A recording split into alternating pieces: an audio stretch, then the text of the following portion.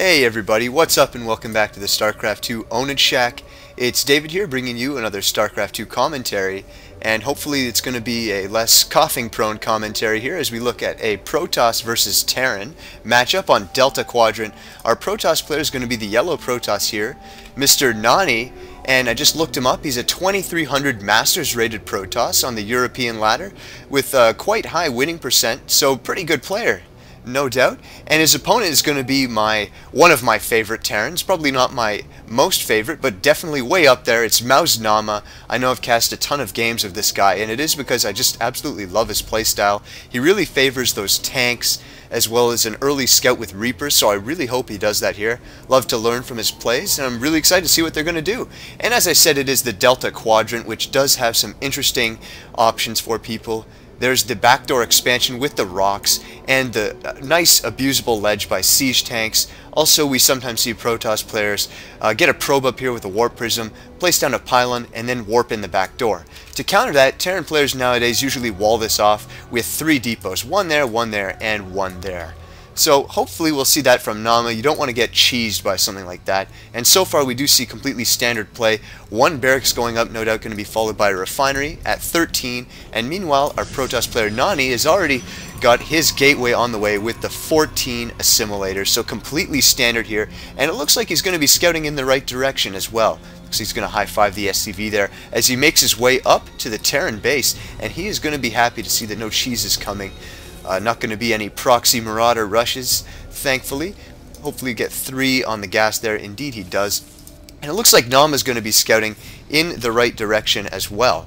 We see his SCV is going to come in here, and he's probably going to check to make sure that there's no interesting tech back here eventually. Sometimes you can even hide your SCV there. However, a good Protoss or Terran player will always check this backdoor expansion for any lingering scouts. You don't want to leave those in there because then they can just run up later on in the game and see your tech path. And if you're going for something like Void Rays, which is very popular on this map, that can be totally ruined. They'll just make a ton of Marines and counter you instantly.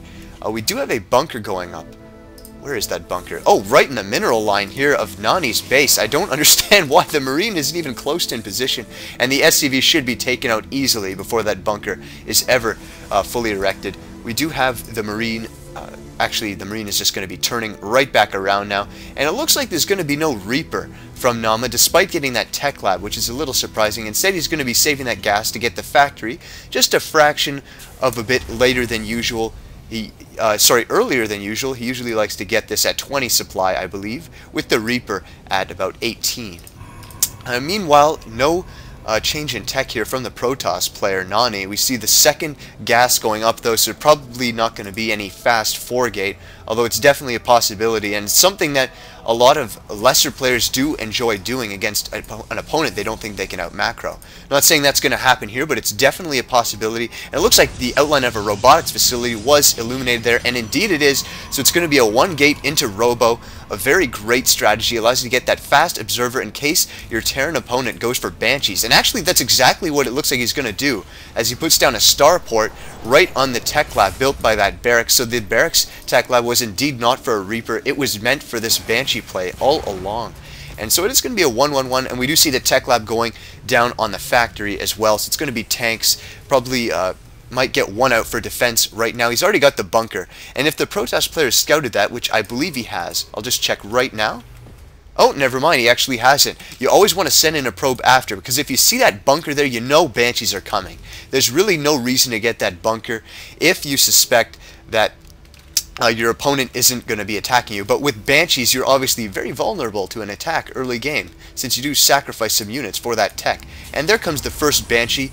It doesn't look like Cloak is going to be researched just yet. He's still way off on the gas timing, and that extra siege tank really delayed that, so probably won't be cloaked at all. One strategy I have seen nAama use is he goes for 1 Banshee just to harass the Protoss, and on Delta Quadrant very abusable due to the large airspace back here. Then right after that Banshee he switches up and gets a Raven out, and then mass produces Marines. With the Marines and Raven, he can then launch an assault on the Protoss base, throw down a point defense drone, and hopefully time it well so that Stim finishes right when he attacks, or siege mode, and then completely devastate this Protoss army.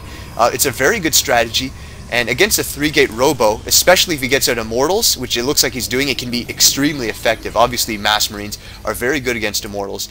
But because the first Observer was put out so fast due to the fast robotics robotics facility, he's going to see the strategy coming, and he should know. And there's the Raven, actually, so it is exactly that strategy.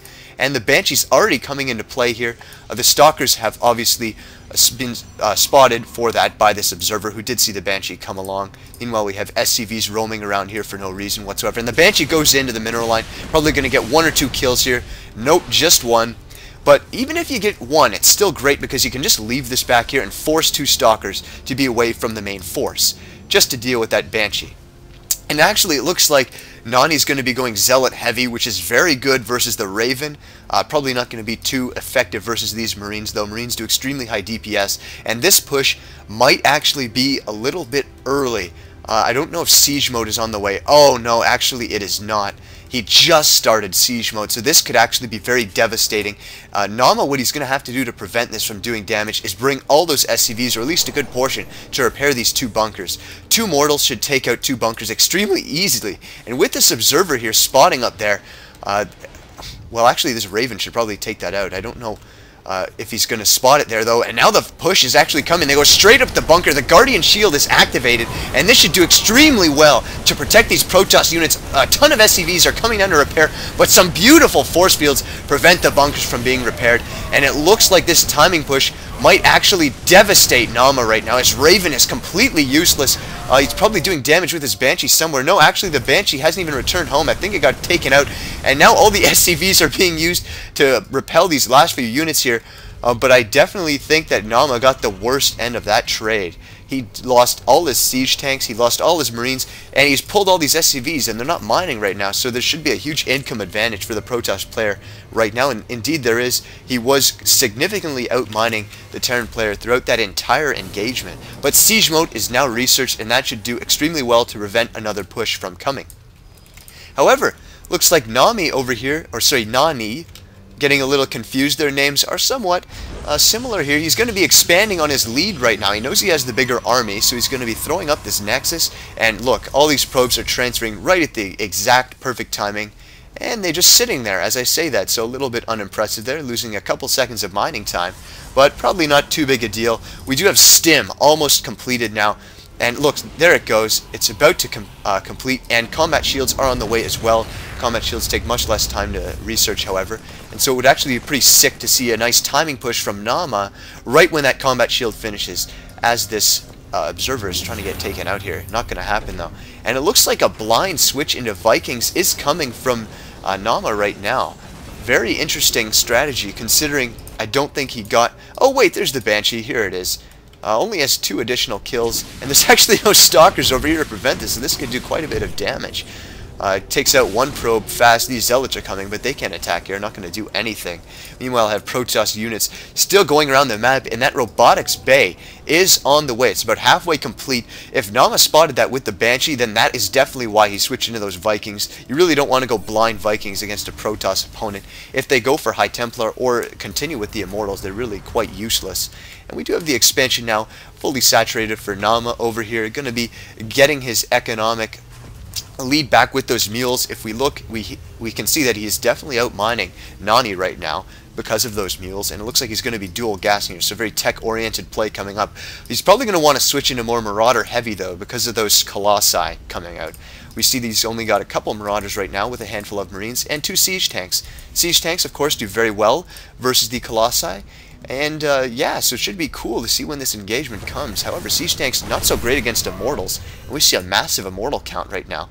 I'm actually curious about the supplies. We see, yeah, nAama is way behind in supply right now because of all those units he lost, as well as those SCVs earlier with that first push from the Protoss player. So if nAni over here is smart, he's going to wait till that extended thermal lance finishes and then do a sick timing push on the Terran player and completely devastate this. The Immortal should easily take out these bunkers as well as the siege tanks, allowing the Colossi to do sick amounts of damage versus the infantry. I'm actually curious where the infantry is. Oh, they're being dropped over here. Luckily, I checked my minimap there, and he's actually going to get a full scout off with these as well as dealing a ton of damage to these probes. Look at that. Probes are dying left, right, and center. Wow, a sick amount of damage is being dealt here. As one Stalker can't even warp in before it explodes like a Dragoon in StarCraft 1. A bunch of probes died, as well as many weak, and the medevac loads up the Marines and escapes with only minimal casualties. Just one Marine lost there. Wow, that was actually a very effective way for nAama to come back against the Protoss opponent. He knows he's behind economically, and if we look at the units tab, we see he's actually pulled ahead in the SCV count. Now, compared to the 40 probes of his opponent, he has 43 SCVs and 2 mules. So he's really going to be seeing on an economic high right now. And we actually see, oh, look at that. The medevac redrops these Marines in the expansion, and there's no wall here for the Protoss player. So these are going to just run right up and do the same amount of damage again. And we see 2 Stalkers are in position, and it looks like, wow, that's really smart. He's going to be walling off this area with some pylons, and he's going to be trying to go for the robotics bay, and it looks like, oh, he doesn't manage to get it. That would have been so huge. He would have stopped Colossus production completely, and wow. Really sick comeback here. This might actually be very good. He's now slow pushing across the map. Such a good strategy on Delta Quadrant with these nice narrow chokes. But this is such a massive Protoss army. I don't think that this small Terran force with these heavy infantry counts is going to do anything. Looks like the Protoss is marching and the extended thermal lance has completed. And the Vikings are doing some damage, but it's not enough. The Immortals absolutely shred these tanks into just big pieces of shrapnel as they just go scattering across the Delta Quadrant right there. Only a small force remains for Terran, and he's sieging up his tank, but there's just too much, and the Guardian Shield is probably going to tank all of the rest of the damage as these Terran units get wiped off the face of, well, not the Earth, but whatever this place is, as this Protoss army marches on to victory. GG, calls mouzNaama. He definitely got outplayed here. The drops were certainly very impressive, but in the end, he just lost too much in that first push to be able to combat this, and wow, these Protoss units are bloodthirsty. They're still going on even though GG has been called. Wow. Looks like we had a bunch of observers in there too, including Gosu Gamers. Pretty cool. So anyways, a great game here actually, I think. Pretty cool to see the Protoss player hit the Terran with a timing push. Usually it's the other way around. And I really think it all came down to that first attack. If nAama's SCVs had been in formation before those force fields had been put down, the bunkers would have easily been repaired and he wouldn't have lost as much. So GG, hope you guys enjoyed it, and I hope to see you again for another cast. Stay tuned for another daily dose of Ownage.